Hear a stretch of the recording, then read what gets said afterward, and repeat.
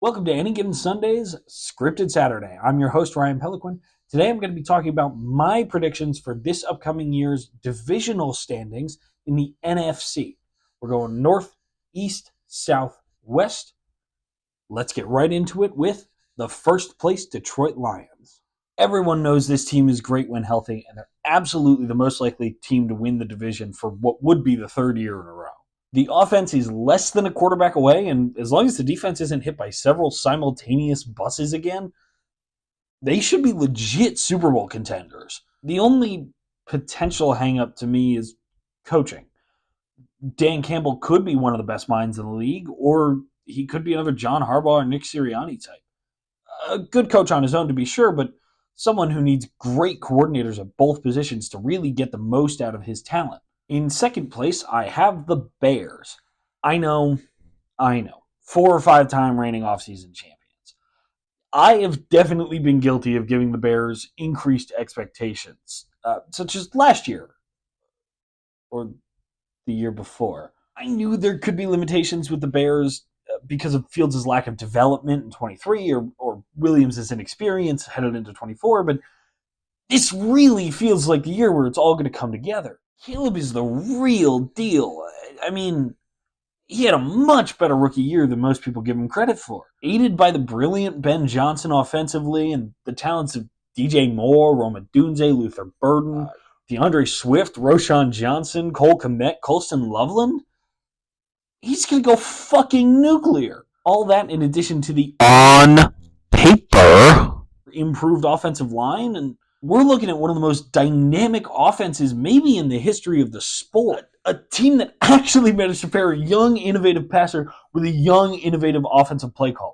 In third place, I have the Packers. They've been a playoff team consistently under LaFleur, but they've only been the 7th seed the last couple of years. Their receiving corps is dominated by guys who might be a 2 or a 3 at best on other teams, but it seems to consistently work for them. I'm a Texas fan and a huge believer in Matt Golden, whom I think should be a legit receiver one for the Pack and could be a real problem for years to come.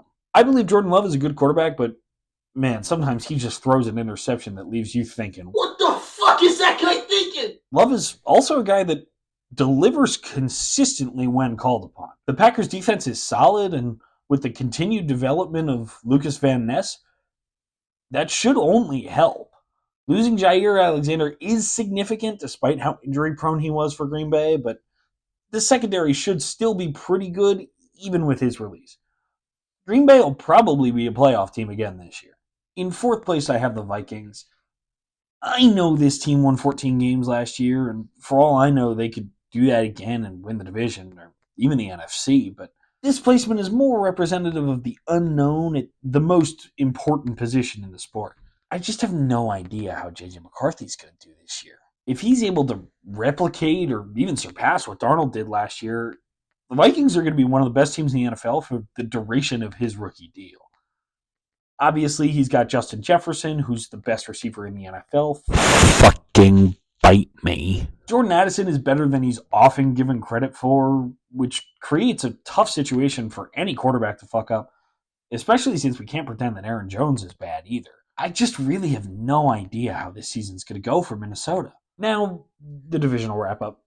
I don't want anyone to come away from this thinking that I said the Vikings are going to be bad. I don't think they are.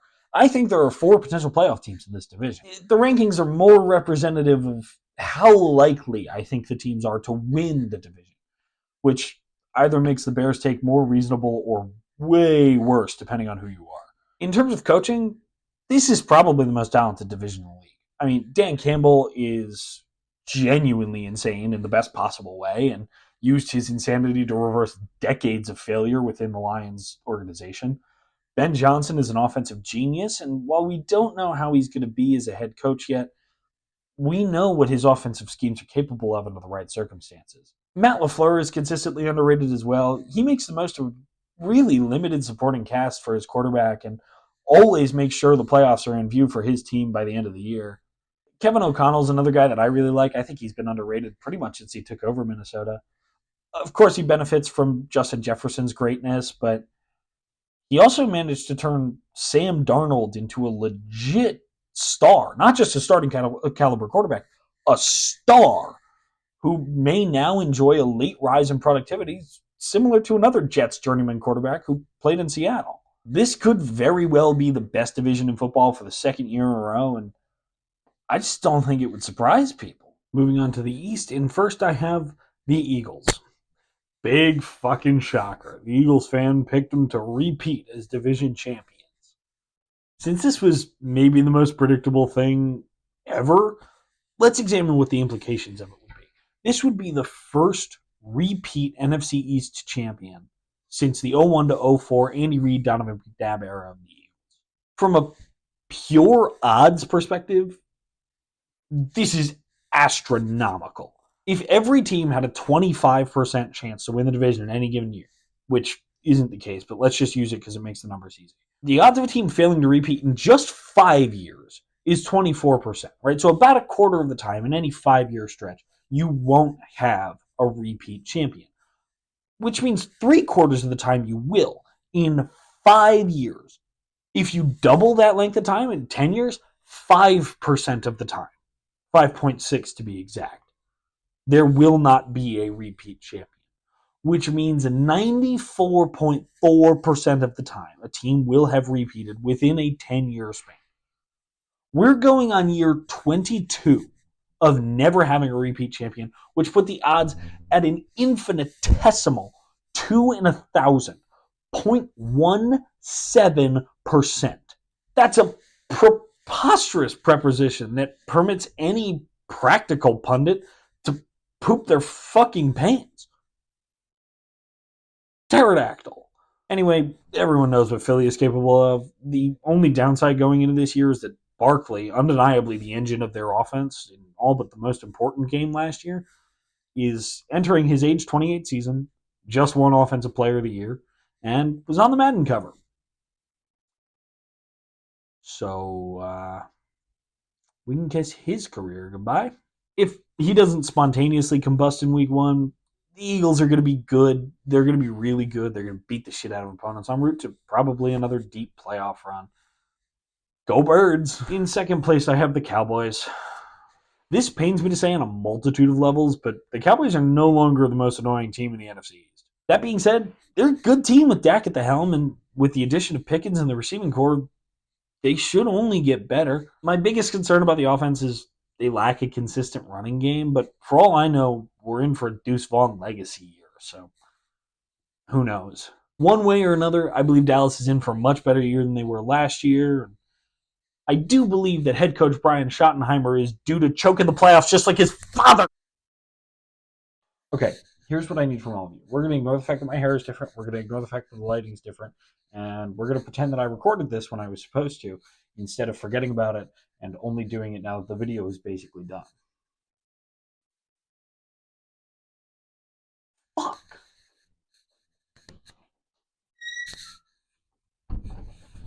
In third place, I have the Commanders. And while they've taken the mantle for the most annoying team in the NFC East, I promise this is a mostly unbiased take. I think that with a much tougher schedule, as well as a full year of tape being out on the Commanders and Daniels' weaknesses, specifically the skill position players' propensity for fumbling, regression is probably due for Washington. Don't take that as me saying that the Commanders can't make the playoffs or even that they won't. I think Daniels is a legit superstar, and while I don't think he's quite top 5, he is top 10, and he's in the high end of the bottom half of that list. The Commanders are very well set to be a very good team for a very long time to come, and this ranking is more because I just think that they have higher expectations on them, and I kind of need to knock them down a peg because of it. I don't think that they're going to be bad. I don't think they're going to miss the playoffs, but I don't think they're going to be as good as they were last year because now teams know what to expect. In fourth place, I have the Giants. Really shouldn't surprise anybody. The Giants are likely to be one of the bottom 10 teams in the league again. And I do want to be clear when I say this, though. I, Ryan Peliquin, of sound mind and body, as of recording on June 19th, 2025, believe that if everything breaks their way, the New York Football Giants could make the playoffs in the NFL in the year 2025. I am not joking. If the combination of Russ and Jameis isn't as disastrous as the quarterback room a year ago, and the defense improves and lives up to its insane potential, we could be looking at a team that allows less than 3 scores per game for the entire season. As long as the offense doesn't manage to fuck that up, this team could go much farther than most people are projecting. This is probably the most heinous take that I have about the NFL this year, and as a result, it'll probably be dead wrong. If it's right, though, I will never stop parading the fact that I called it. At minimum, this team has the potential to at least be much better than pundits predict, provided the offense doesn't scuttle every opportunity provided to. Now for the divisional wrap-up. This is another division that I think has 4 potential playoff teams in it, which you'll notice becomes a theme throughout the course of this video. There are fewer upper echelon teams in the NFL, which leaves a lot of the bottom feeders room to grow and overperform against their expectations. The Giants have the single hardest schedule in the entire league, not helped by having to play the champs twice, the NFC runner-ups twice, and the Super Bowl runner-ups once. That being said, this, to me, could very easily be a repeat of last year's NFC North. 3 playoff teams with 1 team that shows flashes but ultimately falls short of playoffs. I believe the coaching in this division is much weaker than it is in the NFC North for a couple reasons. I think this division relies on its coordinators a lot more than the North does. Sirianni and Quinn thus far have looked to be offensive coordinator merchants. And with the Eagles specifically, they're going into this season a lot like they went into 2023. An offensive coordinator promoted from within who came at the recommendation of Jalen Hurts. And it's just hard for me to see how they're going to avoid a lot of the problems that they had in 2023. That being said, the fact that they already went through 2023 tells me that they will have learned some lessons from it. And one of the biggest ones is defensive consistency. Yes, they lost a lot of players, but Vic Fangio is still the defensive coordinator. And even though it took him about a month to get set defensively last year, coincidentally, the same amount of time that Cooper DeJean was out, once they got set, the Eagles just started ripping through the NFL. If the offense is the weaker side of the ball this year, the defense will be there to support them until they get their legs under them. Defensive consistency is going to be key for the Eagles, and if they can maintain that, they're going to have a real shot at repeating. I know I put Dallas at 2 and Washington at 3, but they're pretty interchangeable for me. The exception being that Washington did more with a rookie quarterback than Dallas has done with any quarterback in the last 30 years. Talent-wise, I'd probably have to give the edge to Washington, but I really do think that they get hit harder by expectations than a lot of people are expecting. In first place in the South, I have the Buccaneers. They're the only sure thing in the South to me. A third straight year with a new offensive coordinator might make things difficult, but Baker has taken each of the last 2 to the playoffs and gotten them both promoted to head coach somewhere, so I'd say the odds of that happening again are pretty good. Adding Ibuka to an already great Bucs offense is only going to make him even better, even if he's probably just a Mike Evans replacement. The Bucs defense should also continue to be great under head coach Todd Bowles, which should lead to a fairly complete team by the end of the year. The Bucs are also guaranteed to win at least 1 game this year since they play the Eagles in September, and we'll probably play them again in the playoffs. Mayfield is a guy to me who really should be widely considered a top 10 quarterback, and I don't understand why he's not. I will not be taking criticism on that statement.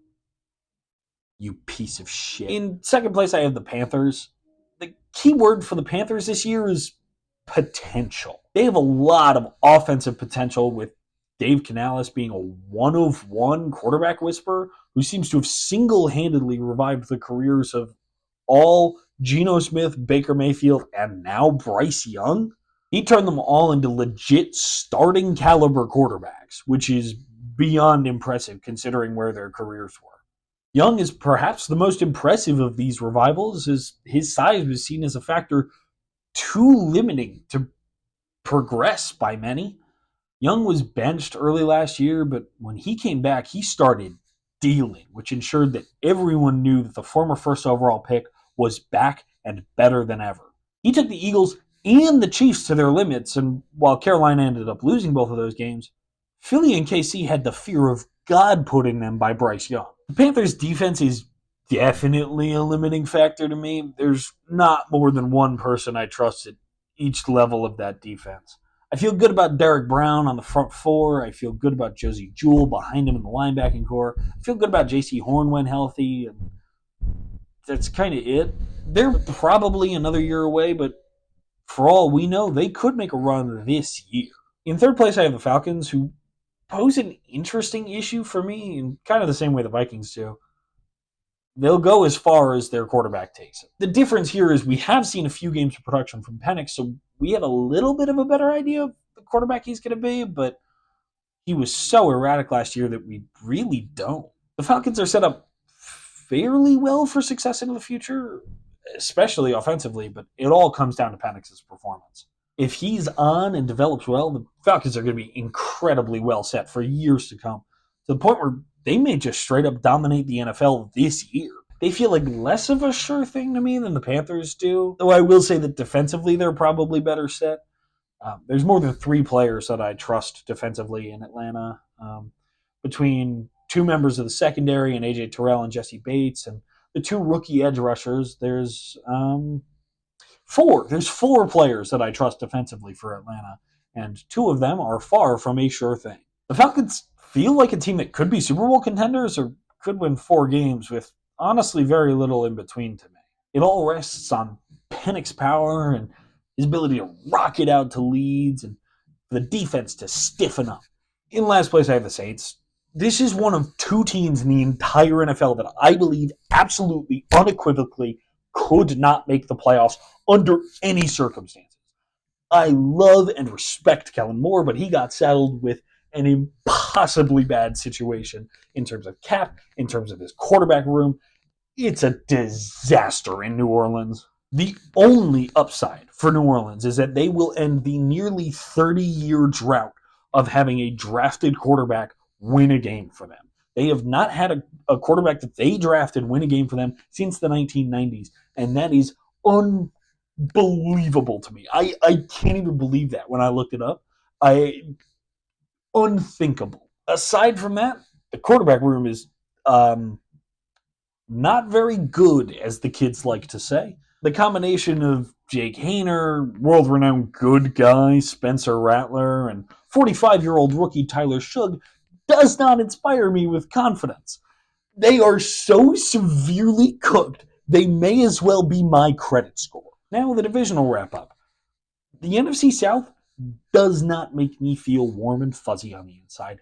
In fact, it's the opposite. This is a shit show of a division, barely hanging on by a thread, the Buccaneers, that might be better in 2 to 3 years or may stay this way until everyone sells their team. I don't have anything really to say about this division, so I'm just going to move on because I don't want to think about it anymore. In first place in the West, I have the 49ers.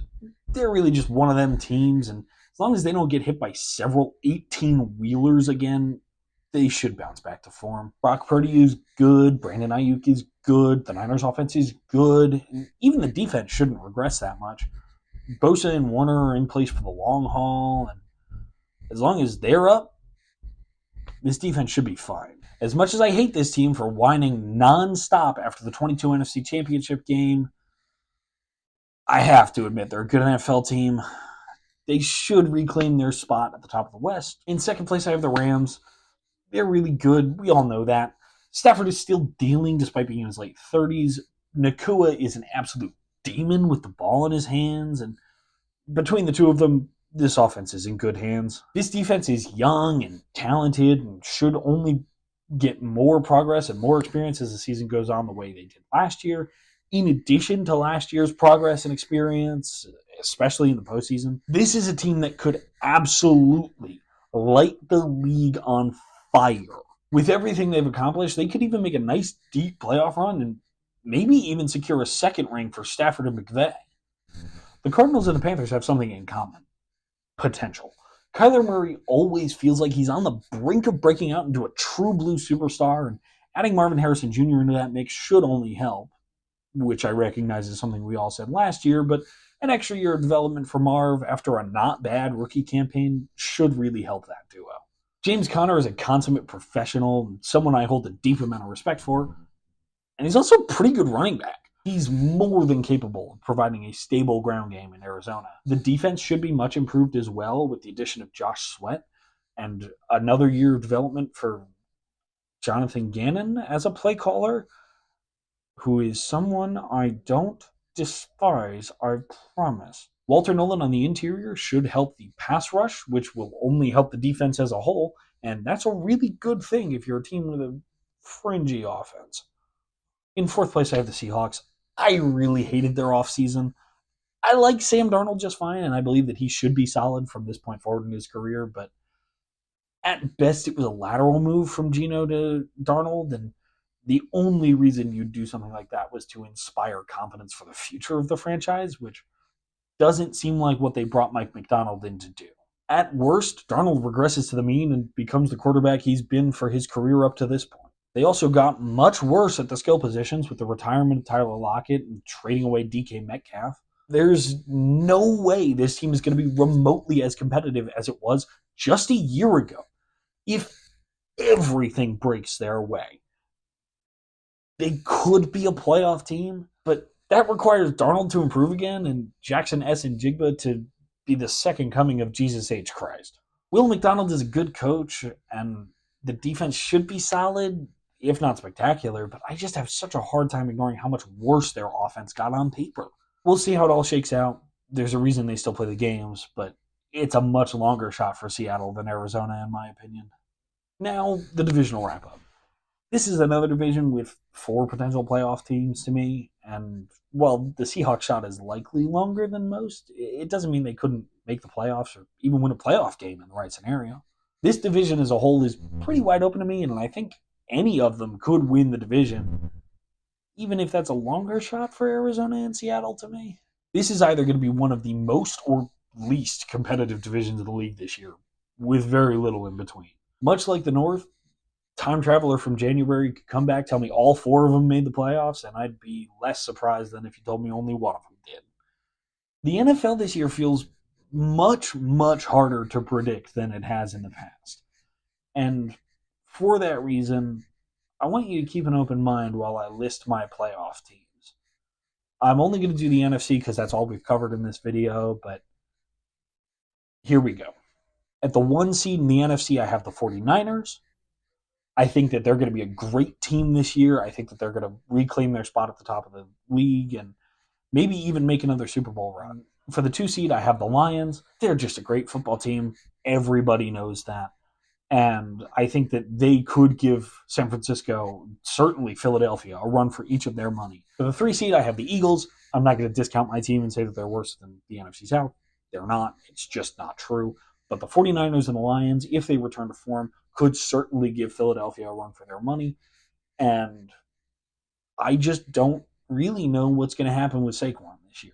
At the 4 seed, I have the Buccaneers. This is the weakest division winner to me by a pretty considerable margin. The other 3 are 3 of the best teams in the NFL to me, and Buccaneers aren't quite there yet. That's not to say they couldn't get there this year, because I really believe they could. They're just not quite there yet. For the wild card teams, at the 5 seed, I have the Rams. The 6 seed, I have the Cowboys. At the 7 seed, I have the Panthers. This leaves the Commanders out of the playoffs. I don't think that's terribly likely. I want to be very clear. I don't think that's terribly likely. I just didn't want to give the NFC East 3 playoff teams going into it. I wanted to spread it out a bit. And you will notice the only division lacking a second playoff team then is the NFC North. Also doesn't feel super likely to me, but there are only 7 slots, and these are 7 of the most talented teams in the league to me. Time will tell. Obviously, we'll see how it goes, but that's what I got so far. If you enjoyed this video, it would mean the world to me if you would subscribe. We've got plenty of content coming out all throughout the NFL season and for the rest of the off season as well. If you think I ranked your team too low or ranked your rival too high, make sure to wage a war in the comments section. Just tell me how stupid I am. Really rip into me. Other than that, guys, we'll see you next week for the AFC version of this video. I hope you have a great rest of your Saturday, and I'll see you next week.